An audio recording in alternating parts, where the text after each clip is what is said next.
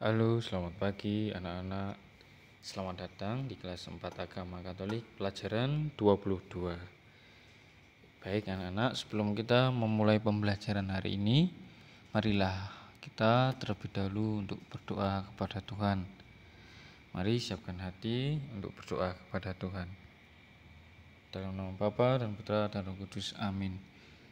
Ya Yesus, terima kasih karena Engkau telah mengajarkan kepada kami cara berdoa yang berkenan pada Bapa. Semoga hari ini kami bisa belajar berdoa spontan dengan baik. Demi Kristus, Juru Selamat kami. Amin. Dalam nama Bapa dan Putra dan Roh Kudus, amin. Nah, anak-anak, hari ini kita berdoa spontan pelajaran 22. Nah, salah satu unsur penting dari kegiatan gereja adalah berdoa. Sebab dengan berdoa merupakan suatu bentuk kita komunikasi dengan Tuhan. Dalam doa kita mengungkapkan iman kita, yakni kesadaran bahwa Allah selalu hadir di tengah-tengah kita untuk menyelamatkan kita. Oleh karena itu, kita hendaknya selalu pasrah diri kepadanya. Tuhan akan selalu berbuat baik bagi kita, bagi orang yang mau percaya kepadanya. Tanpa doa, iman kita akan menjadi lemah, terus tanpa daya, kering, dan tidak berbobot. Tetapi dengan berdoa, iman kita itu dikuatkan, diteguhkan, ditopang, hingga kokoh, kuat, tak tergoyahkan. Jadi kita tidak mudah untuk mengeluh. Jadi hidup kita itu penuh dengan motivasi yang tinggi. Kita semangat dalam menjalani hidup kalau kita dengan berdoa. Maka kebiasaan berdoa bagi umat Katolik sangatlah penting, mulai dari anak-anak hingga orang tua, kakek-kakek, tanpa terkecuali wajib berdoa. Jadi berdoa itu semestinya harus dimulai dari sejak kecil untuk membiasakan berdoa, karena dengan kekuatan doa pasti kita mudah menjalankan atau menghadapi segala kehidupan. Terus menghadapi kesulitan-kesulitan itu menjadi lebih ringan karena kita menjadi percaya diri dan kita yakin Tuhan selalu membantu kita. Nah, setiap orang itu pasti memiliki reaksi atas perasaan spontan dalam menghadapi pengalaman hidupnya, baik itu sedih, senang, gembira, bingung, dan kagum.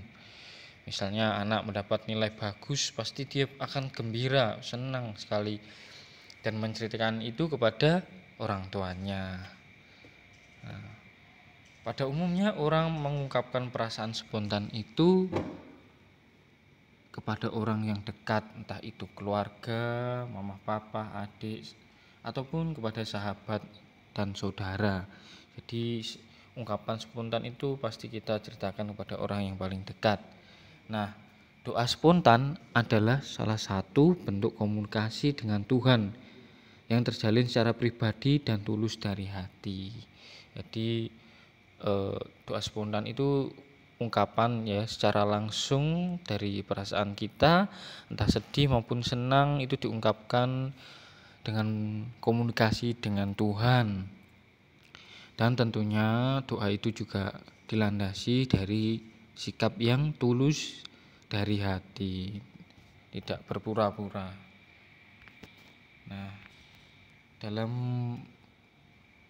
dokumen gereja KGK artikel 2559 itu mengungkapkan bahwa kita itu harus menunjukkan kerendahan hati kita saat berdoa di hadapan Allah. Karena di mata manusia pun Tuhan adalah maha tinggi daripada manusia. Sebab dasar berdoa kita harus rendah hati kepada Tuhan. Sebab Tuhan itu yang memiliki segala kehidupan di dunia ini. Selain itu, kita diajarkan untuk berdoa dengan memohon yang baik-baik, maupun itu yang baik itu dari sikap kita maupun isi doa kita.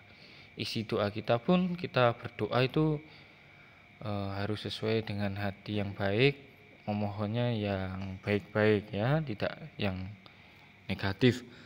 Kemudian dalam Matius bab 6 ayat 5 sampai 8, dalam intinya Tuhan Yesus mengajarkan kepada kita dalam berdoa di hadapan Allah yang terpenting bukan panjang atau indahnya suatu doa. Tapi yang terpenting adalah doa itu harus jujur dan tulus.